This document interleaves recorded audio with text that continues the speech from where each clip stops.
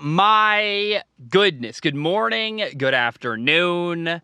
Whatever it is for you, I hope you're having a fantastic day. My name is Zach Schomler. This is Strong Opinion Sports, episode 505. Welcome in to the podcasting pickup truck. I'm in a different location. Here's what I want you to expect. If you're watching on YouTube today, different segments will be recorded in different locations throughout the day. By the end of the episode, we're going to be talking about Monday Night Football, and it's going to be pitch black. So prepare for that. Visually, things will change as the episode goes on. If you're listening on iTunes, hey, it should sound exactly the same the entire episode. You shouldn't even notice the difference. You won't even be able to tell. Hope you're doing very well. I got to say, I'm really happy. I just gave my 2 weeks notice at the restaurant I've been working at. Life's going very well. The canopy should arrive very soon behind me. Got an update about that. And I gotta say, I think personally that the podcasting pickup truck is the best idea I've maybe ever had. I drive around. I bring my office with me everywhere. I don't have to pay for a studio. It's so much fun. And I think visually it's more appealing. I love it. I'm a bit disappointed that more people don't also love it or recognize what it's, the potential for the space and the show being this way. A lot of people, in fact, are upset. And it makes my heart very sad. But I personally love what I'm doing. And I think where we're going to go in the next, both literally and physically in the next couple months is going to be incredible and really cool. And we're at the beginning of a really fun journey. And I just think that as this goes on and as I record more and more in the truck and we build out the back and things keep going, it's going to be awesome. And I see where we're going, and I already love it. Like, I drove around today. I watched football in a really cool park with a beautiful view. I think the fact I can take my office with me anywhere is unbelievable. That's the advantage of being a YouTuber and a podcast host and being able to work remotely.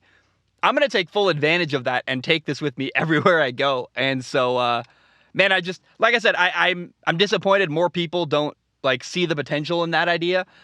But personally, I am very, very happy. Now, let's jump into topic number one today.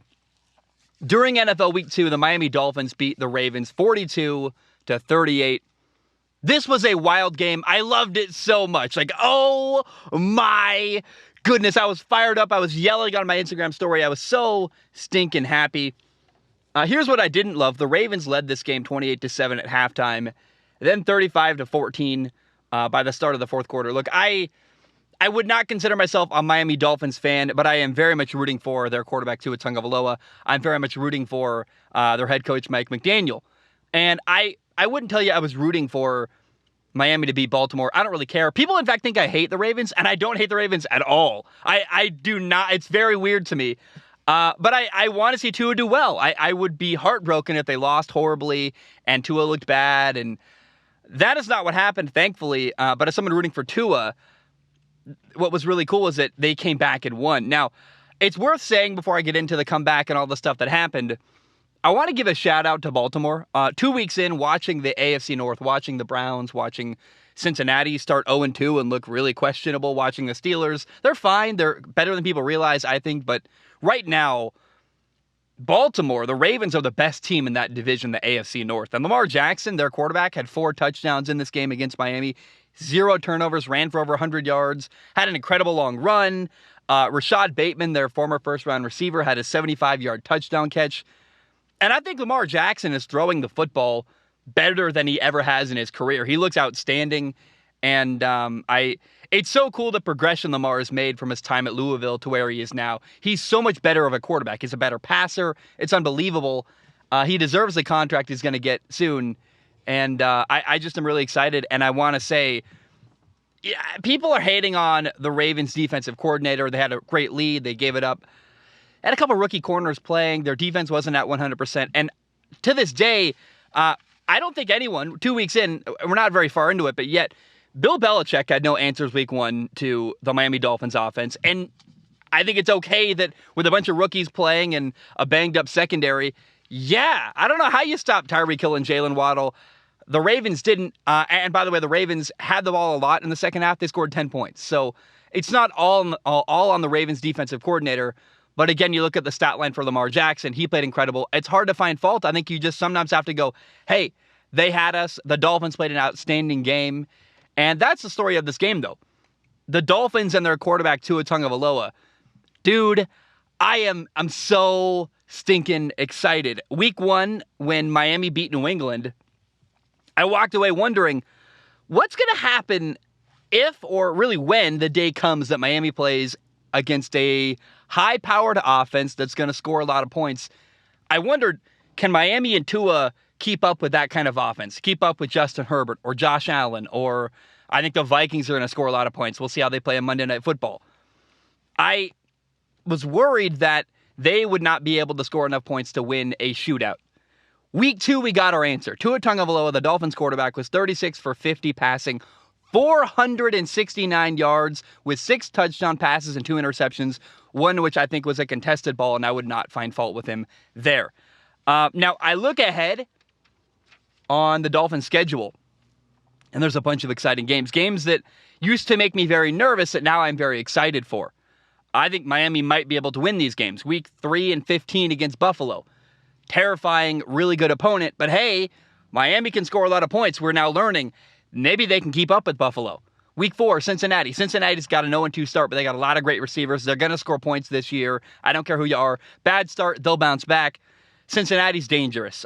Week 6, Minnesota. They're going to score a lot of points. Justin Jefferson, Adam Thielen. Week 14, LA, Justin Herbert.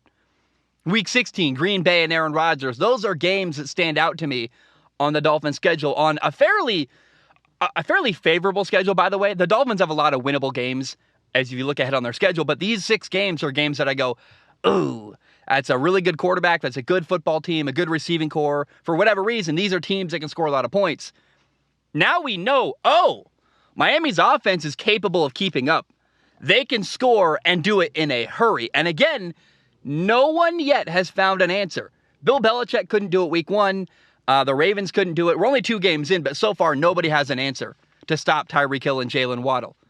In this game, Tyree Kill had 11 catches for 190 yards and 2 touchdowns. Jalen Waddle also had 11 catches for 171 yards and 2 touchdowns as well. By the way, the tight end, Mike Gesicki, the tight end of Miami, really talented as well. He had a great touchdown catch in the end zone. Great ball. Tua throws it high along the back line of the end zone. Mike Gesicki makes an awesome catch for a touchdown.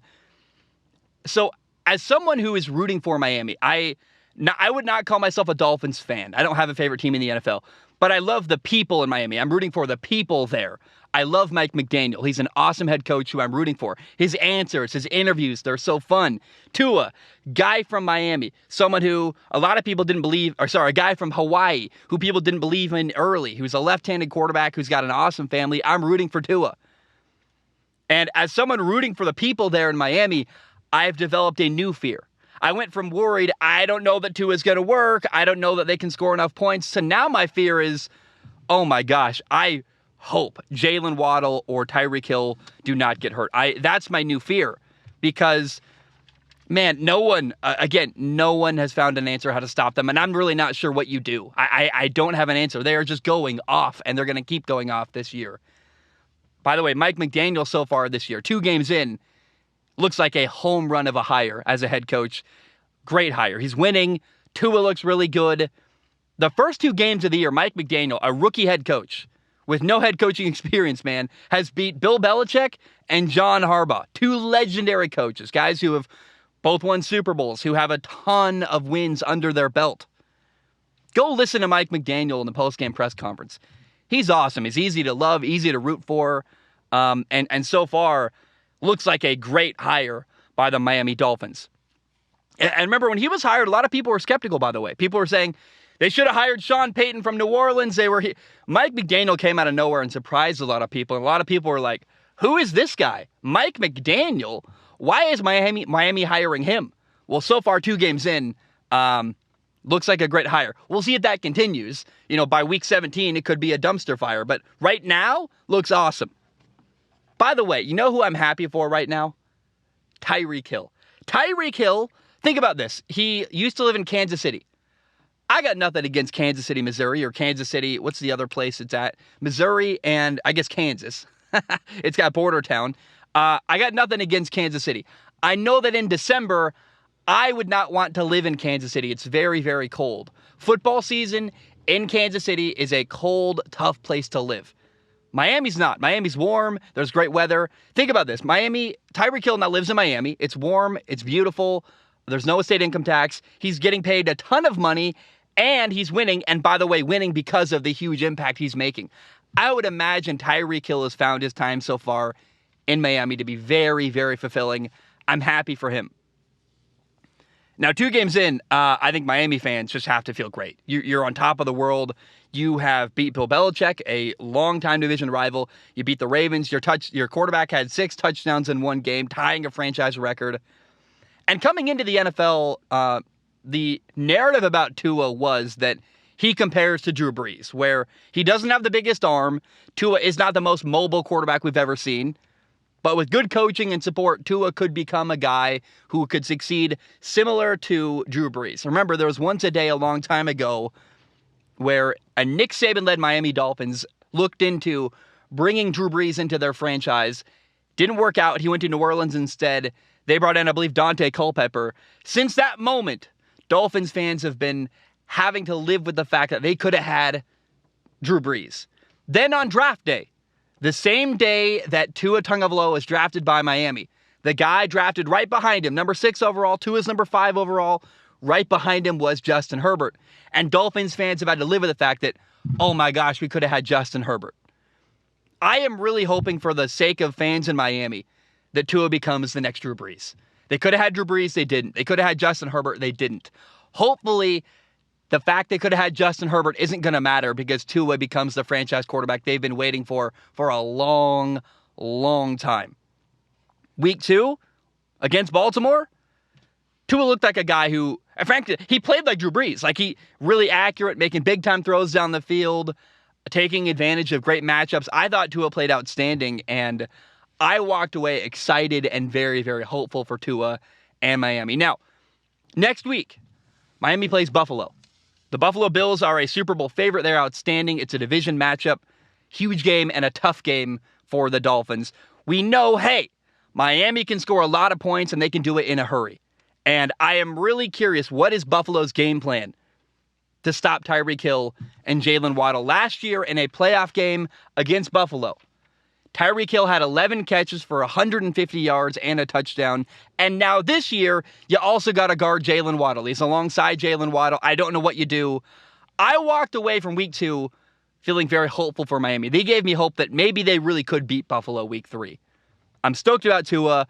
I want to see Tua succeed so badly. He looked really good. And this weekend against Baltimore, frankly, the offense reminded me of Tua's days at Alabama, where they got a lot of talent around him. He's just executing at a high level, doing the best he can, getting the ball out of his hands, putting it in the hands of really good playmakers. And guys were open deep, guys were open short. It was unbelievable. I don't know why I didn't see this coming. I guess it makes sense. Hey, Tua looked outstanding at Alabama with really great receivers around him. It kind of makes sense that, you give him Jalen Waddle, who, by the way, played with him at Alabama. And you give him Tyree Kill. Yeah, of course they're going to be great. I didn't see this coming. I was nervous, and I've been kind of a wreck emotionally, feeling like, do I really have to? If Tua doesn't work out, that's going to be really hard for me. I love Tua as a person. I root for him. If he's bad, I have to say it. I have to call it like I see it. That'd be tough for me. I would take no joy in saying that. I've been really guarding my heart. I even put out a video, like, I'm skeptical of Tua still. I'm not sure that I trust it. This is the first time in Tua's NFL career, a quarterback I love and I want to see succeed, I saw him give me hope, and he made me feel like, you know what? This could work out. This could be outstanding. So now the only fear I have left is I just am praying that Jalen Waddle and Tyree Kill do not get hurt. But I think I walked away feeling encouraged after week 2, and I can only imagine how a Miami Dolphins fan must feel. Tua looked awesome, huge comeback win, and be easy on the Ravens. I don't know what you do on defense to stop Tyree Kill and Jalen Waddle.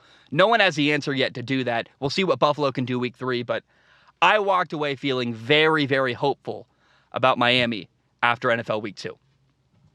All right, I'm going to take a short break, and that's it. I'll be right back. We got a lot of stuff to talk about today. We're going to talk about the Arizona Cardinals. We're going to talk about Monday Night Football at some point. That hasn't happened yet. I'm recording early on Monday. I'll watch that. By the end of the show, I'll be recording in the dark. I'm just going to record as the day goes on. I love you. I appreciate you. I will be right back. All right, we are back. Hope you're doing very, very well. Welcome back. I thought I was going to record after Monday Night Football. Technically, that's still true, but it's Tuesday afternoon, not late Monday night, early Tuesday morning. I thought I'd be recording at like 3 a.m. on Tuesday. Turns out I'm human. I gotta sleep. I apologize. Although I promise I am doing the very best I possibly can. Let's continue talking about NFL Week 2. And I want to say, first of all, before we continue the show, I'm doing well. And a lot of the stuff I have to say feels very negative. And I don't like that, but it's also, I feel like I'm reporting what I saw. And, Trey Lance got hurt. Seattle was disappointing. Monday Night Football kind of sucked. We'll talk about what I have a lot to say here, but I feel like I'm about to give you a negative show. My heart isn't negative. I don't mean to be negative, but a lot of the stuff we saw week 2 either wasn't good or was disappointing. So let's jump into it. During NFL week 2, the 49ers beat Seattle 27-7. And here's the big news from this game. 49ers starting quarterback Trey Lance broke his ankle, and he is now out for the year. He got hurt on a designed quarterback run right up the middle. It was just a regular 2nd and 8 play in the first quarter. And, now the result is that 1 game and a quarter into the year, 5 quarters into the season, Trey Lance, the 49ers' young quarterback, is out for the year. And look, I believe that 49ers head coach Kyle Shanahan deserves some of the criticism for this injury. I know he's not intentionally getting people hurt. He's not the guy who broke the ankle. He's not choosing to injure his players. But philosophically, I do not like how Kyle Shanahan historically has used his quarterbacks when they have the ability to run the football. When Kyle Shanahan gets a quarterback who's got the ability to run the football at a high level, he leans on that ability way too much. You see a lot of designed quarterback runs, running between the tackles, using his quarterback basically like a running back or kind of like a wildcat quarterback. And history will tell you, this is not the first time Kyle Shanahan has had a quarterback get hurt under his coaching. RG3, under his coaching in Washington, got hurt. Trey Lance even got banged up last year. Now he's out for the year. And I absolutely love when a quarterback can run the football. It's one of the reasons why I look at college football right now, and it's such a blast to watch. There are so many guys who can run around and make plays.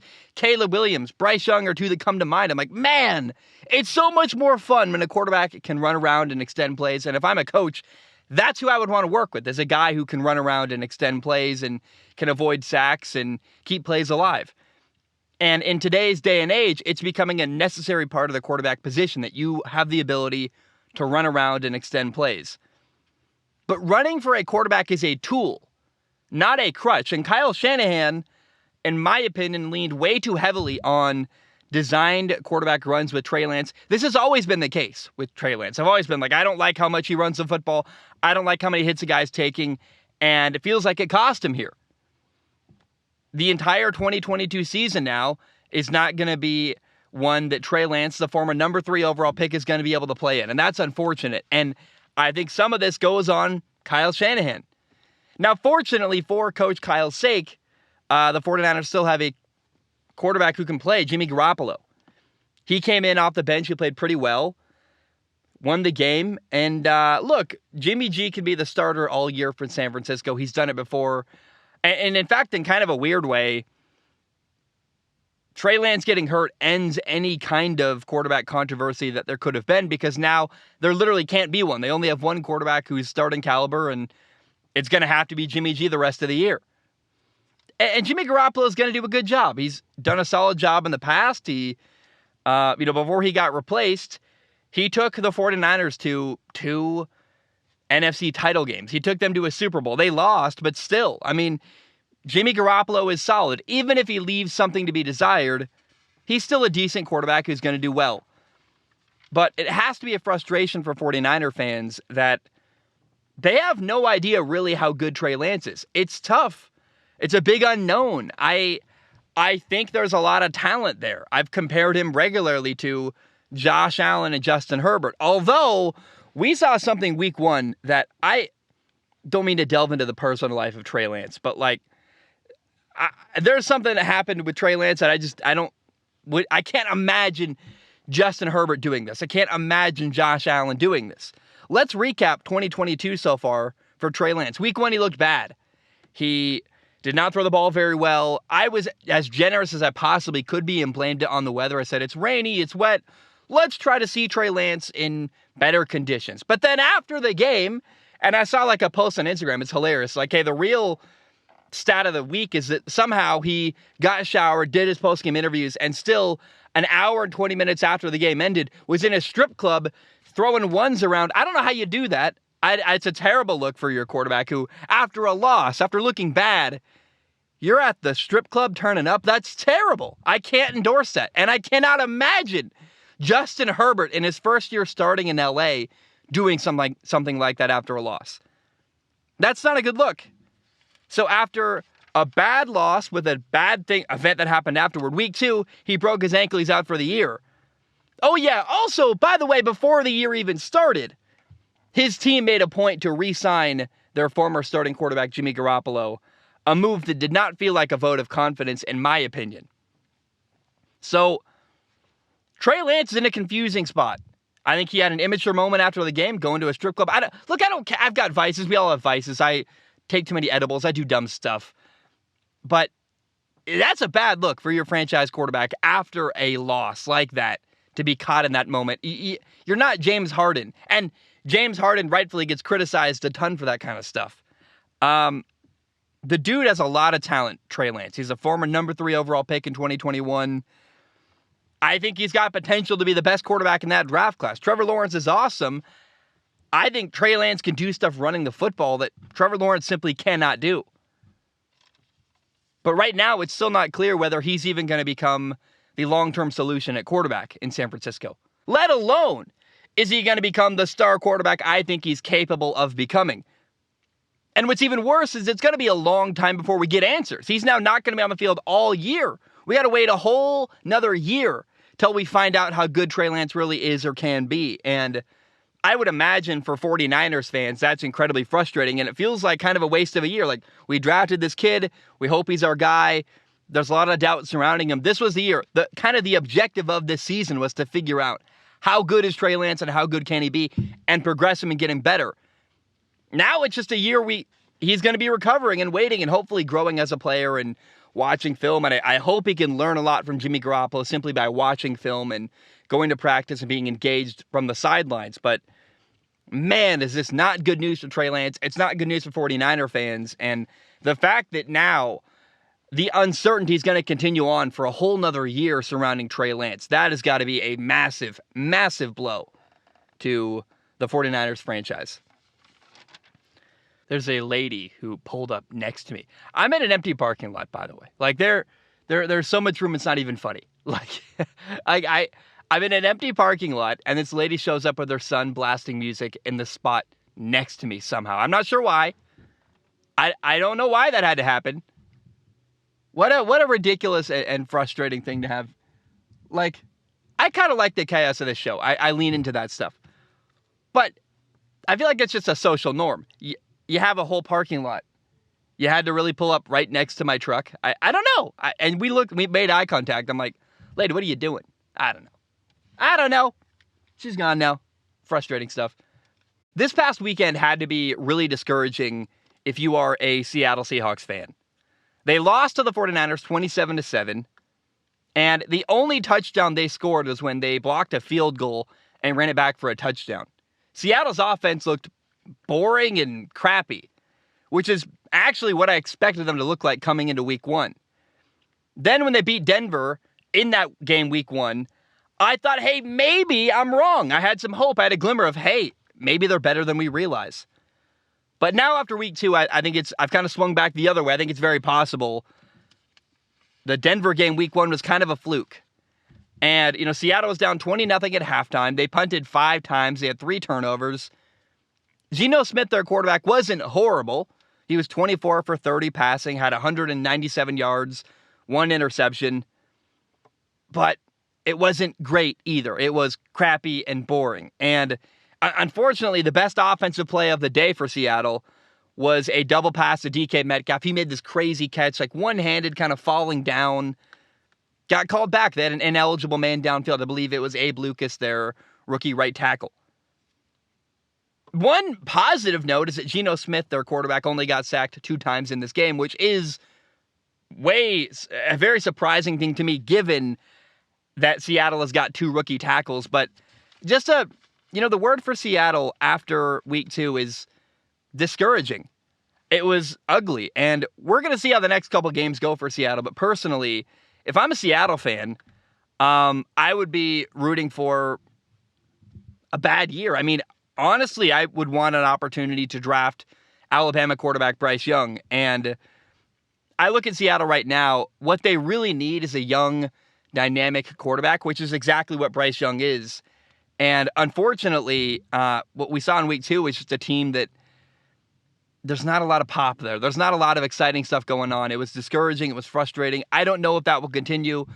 Is it going to be week 1 that's going to be the theme for the rest of the year for Seattle? Or is week 2 really, truly what Seattle is, which is kind of a boring offense that can't get a lot done? And are they going to get shut out a lot? I mean, losing 27-7 and your only touchdown is on special teams, that's discouraging. And I walked away from week 2, frankly, kind of feeling bad for Seahawks fans. Monday Night Football during NFL Week 2 sucked. I'm not sure why it was decided to have 2 games going at the same time. That seemed stupid. Both games were ugly. It was a weird day. I mean, Buffalo in game number 1 beat Tennessee 41-7. And the game was close for like a quarter. And then the Bills went off. Josh Allen had 4 touchdowns. The craziest stat from this game, by the way, was that Stephon Diggs, Bills receiver, had 12 catches for 148 yards and 3 touchdown catches. And in contrast, the entire Tennessee Titans team, as a receiving core, the entire receiving core, had 12 catches for 123 yards and no touchdowns. Stephon Diggs had more touchdowns, more yards, and the same amount of catches as the entire Tennessee Titans roster did receiving. That's absolutely ridiculous. This game was a beatdown. Ryan Tannehill, the Titans quarterback, had 2 interceptions. I turned this game off in the third quarter when his second interception went for a pick 6, giving Buffalo a 41-7 lead. Apparently, rookie quarterback Malik Willis did come into the game after that point. I didn't watch it. He went 1 for 4 passing for 6 yards. Great. He made his NFL debut in the regular season in garbage time. I would love to see Malik Willis play someday, but not in that moment. And even if he'd actually done something noteworthy, he ran for 16 yards, I guess. I don't know. I don't have any interest in watching that kind of game. It was frustrating that I don't know why we needed 2 Monday Night Football games, but this was an ugly, ugly beatdown. Now, game number 2 is Minnesota at Philly. I was genuinely really excited for this game. I thought, hey, Minnesota's got this new head coach, Kevin O'Connell. Things are different this year. I expected a fun offensive battle. And I want to tell a story. One time I was camping with my friends. We were all drinking soda around the campfire. And my best friend's cousin likes to chew tobacco. He was spitting into an empty soda can, and his soda can was right next to my soda can. Mine was almost empty, and I went to take my last drink. I really threw the drink back and tilted my head back, and I was expecting sweet carbonated soda. Instead, what I got was warm tobacco and spit. It was a horrible, horrible experience. This game was kind of like that. I expected a fun offensive battle, and instead what I got was Philadelphia winning 24-7. Philly was awesome. Credit to Philadelphia. They played great. Minnesota's offense was really, really disappointing. Kirk Cousins, their quarterback, had 3 interceptions. I got to give credit to Philadelphia's defense. They actually were outstanding. Minnesota could not win one-on-one matchups at all night long. And by the way, Justin Jefferson, Minnesota's number 1 receiver, who some people regard as maybe the best receiver in the entire NFL, he had an awful, awful day. He was targeted 12 times. He only had 6 catches for 48 yards.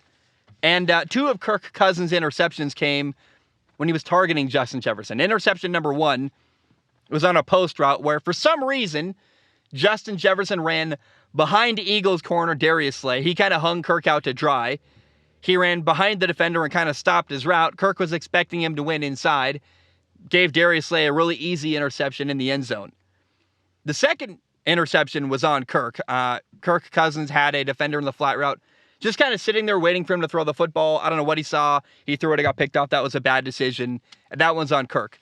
But interception number 3 is another one where he was targeting Justin Jefferson, this time throwing a fade route, and it got picked off by Darius Slay. Dude, Darius Slay made 2 interceptions, had an incredible day, just beating Justin Jefferson one-on-one over and over and over again. And I would even go as far to say that Darius Slay shut down Justin Jefferson. And I want to say this, I don't want to hear or see Justin Jefferson talking crap for a while. Like, sit down and shut up. I keep seeing videos of him talking about how, he stole, Jamar Chase stole a bunch of my moves and I'm the best in the league and this and that. And it's a whole lot of garbage.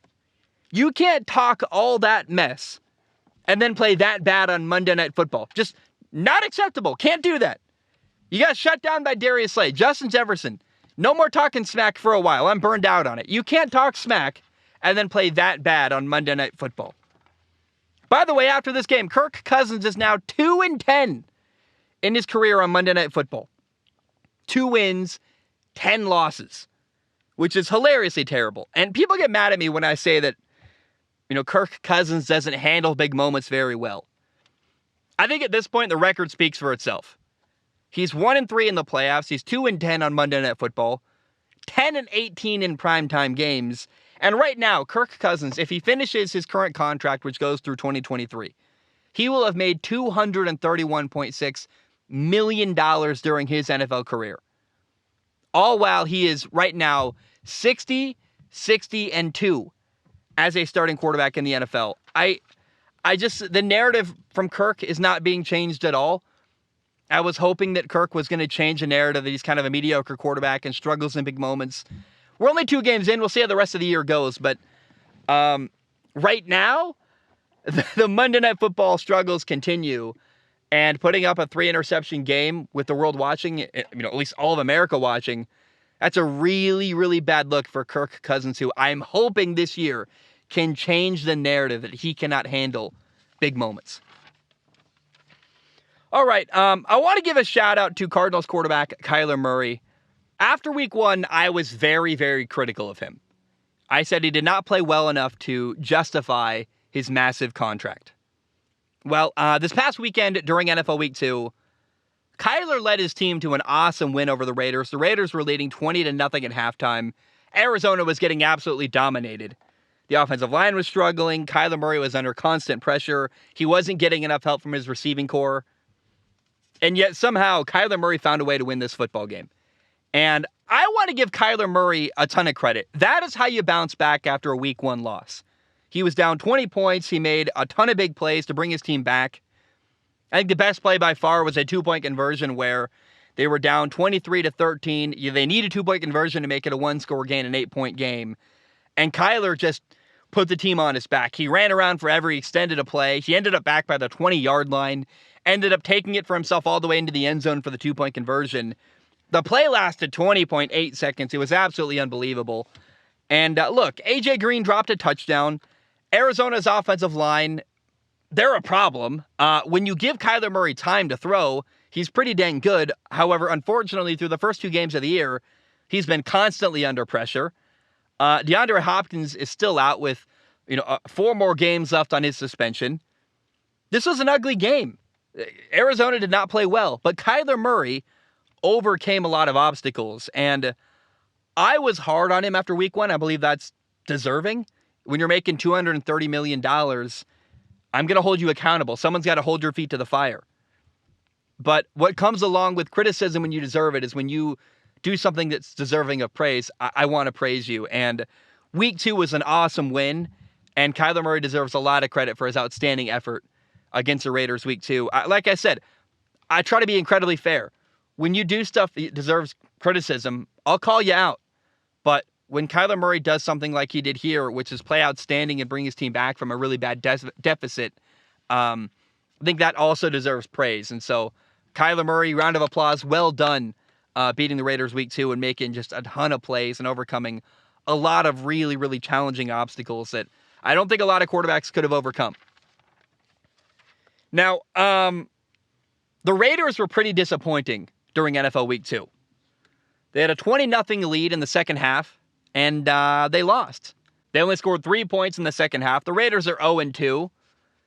It's not a great start to the Josh McDaniels era in Vegas. They lost week 1 to LA. Derek Carr had 3 interceptions. Now, I have some patience here for Derek Carr. The Raiders played 4 preseason games, one more than everyone else. They played in the Hall of Fame game as well. Derek Carr didn't play in any of those preseason games. I think it's fair that when you're in a new offense, you haven't got any live reps yet. Hey, you have some time to grow. I'm okay with some growing pains. But still, with an 0-2 start, starting the way they have, Derek Carr, 3 interceptions week 1, a 20-0 lead in the second half week 2, you lost. I think the Raiders have had a very, very disappointing start to the year, and it's frustrating. Now, the Raiders aren't the only team that's been disappointing to watch so far this year. There are 4 other teams I've found disappointing as well.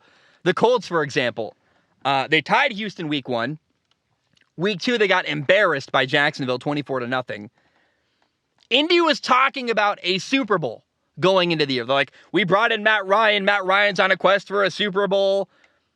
Well, I hope Matt Ryan has a couple of years because it looks like they are nowhere near a Super Bowl right now. Remember when the Colts got rid of Carson Wentz and they acted like they solved their problem? Look where they are now. They still can't beat the Jaguars on the road.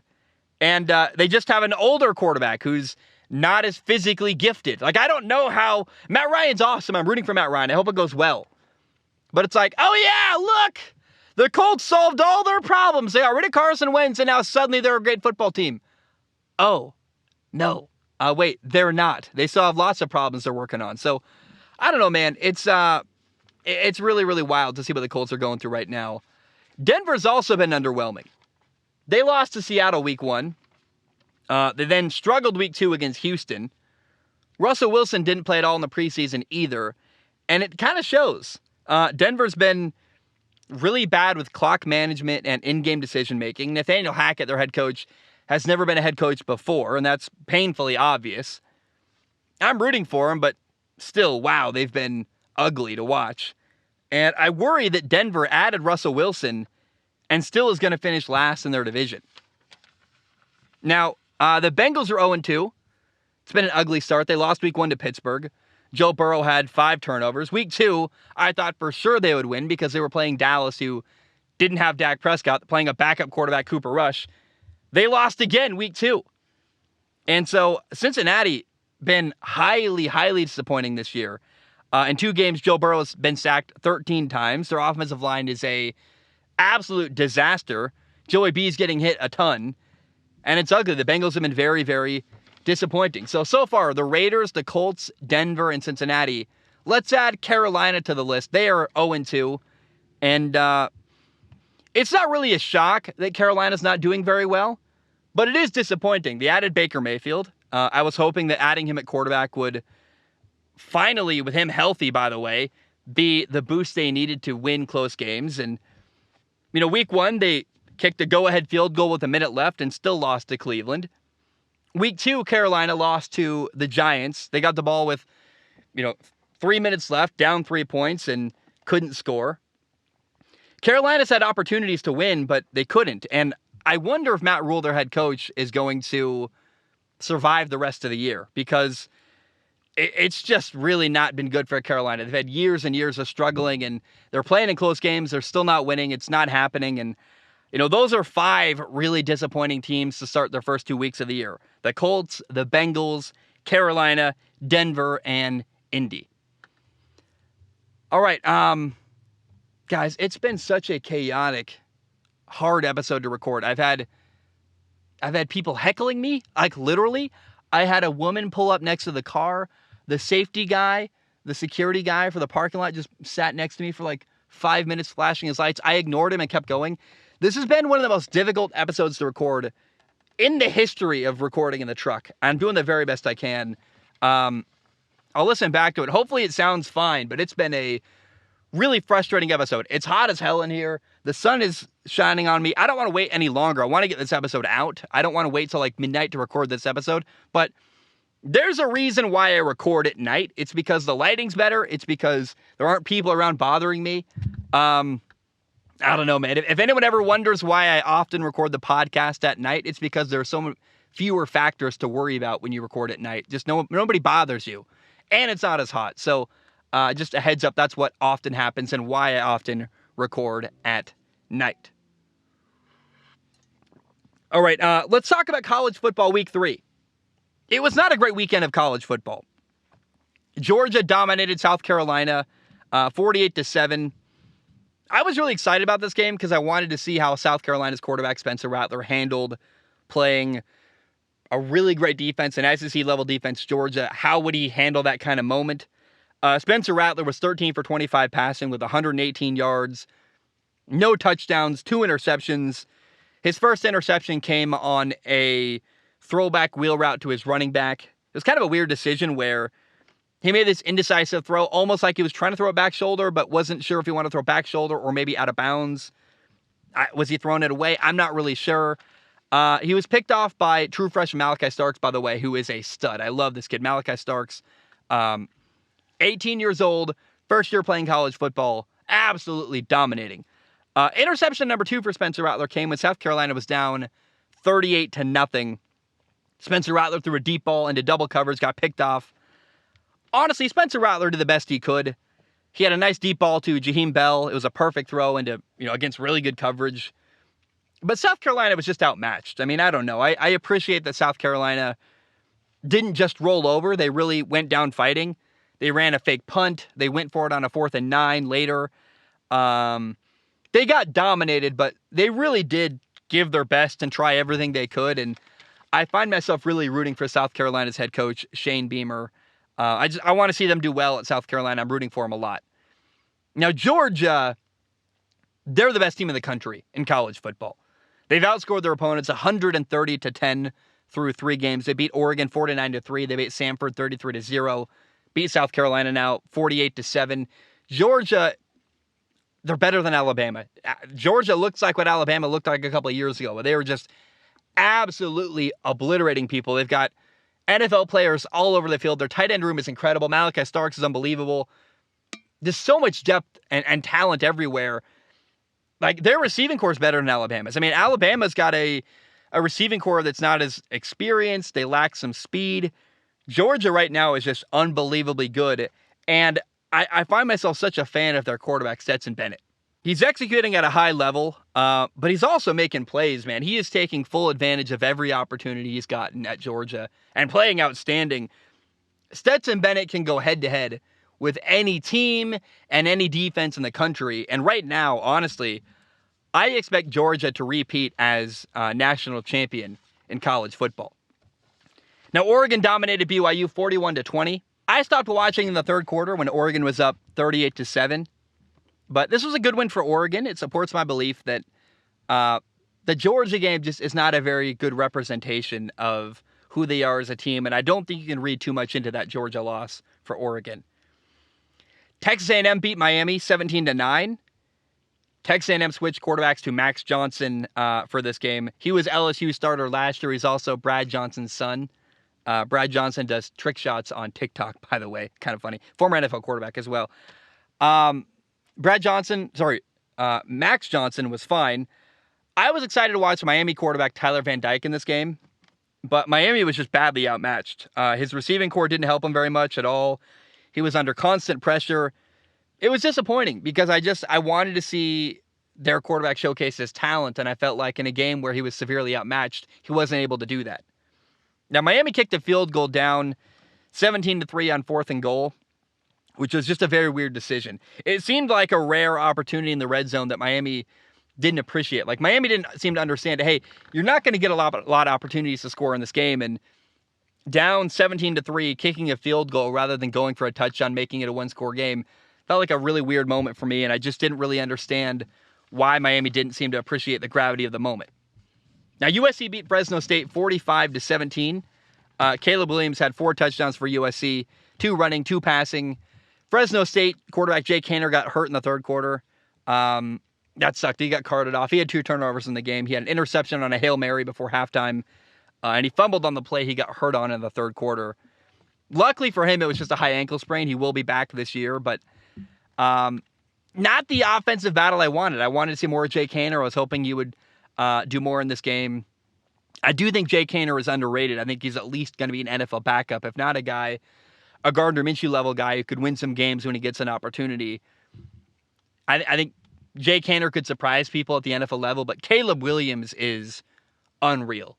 This upcoming draft in 2023, Bryce Young is probably going to be the number 1 overall pick.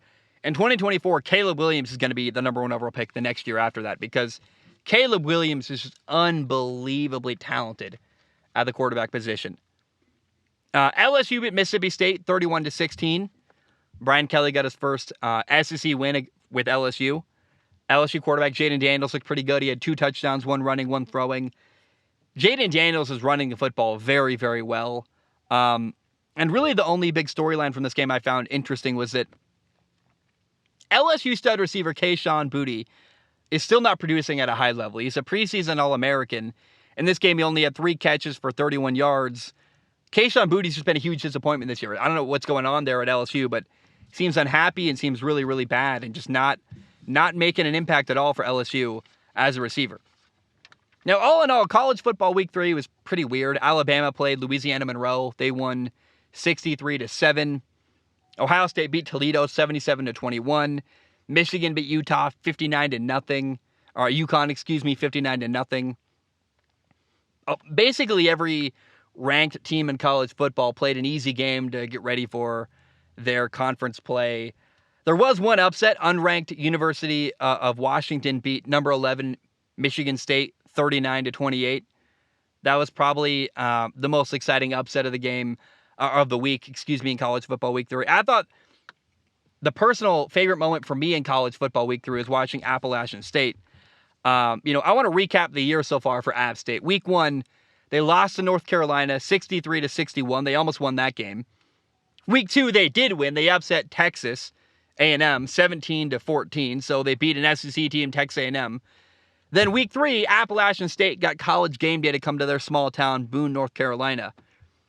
And week 3, going into the final play of the game, Appalachian State losing to Troy 28-24. They threw a Hail Mary in the final play of the game. They won the game 32-28. It was wild. It was fun. I thought that was my personal favorite moment of college football week 3. But all in all, this was not a very compelling weekend of college football. There was that fun game, but for the most part, college football week 3 was kind of a dud, as most teams were preparing for conference play and kind of playing an easy game again. Louisiana Monroe, all these just easy game after easy game for almost every team in college football. So, guys, that's all I have for this episode. Kind of a weird, chaotic episode. I want to get this episode out. If I don't like the recording quality that I find, because I'm just distracted this episode, I'm going to probably come back tonight to the same location and record after dark when there's fewer people around and people aren't bothering me. But I really want to move on because the next games I want to watch Daniel Jones. I want to watch Tom Brady against the Saints. I want to watch the Colts and Jaguars game a little more in depth other than some highlights and seeing what happened. I want to see how Baker's doing after 2 weeks in the NFL. I want to answer some Ask Zach questions from Patreon. So I want to move on to the next episode of Strong Opinion Sports. But if for some reason this episode just doesn't look very good or doesn't sound very good, I will come back to this location and record it. I want to put out quality content, but I'm dying, you guys. I got 2 weeks left on the job I'm working on. I'm tired of the restaurant. I'm ready to move on. But I got 2 more weeks of... It's really frustrating working a job on Sundays when you want to watch football.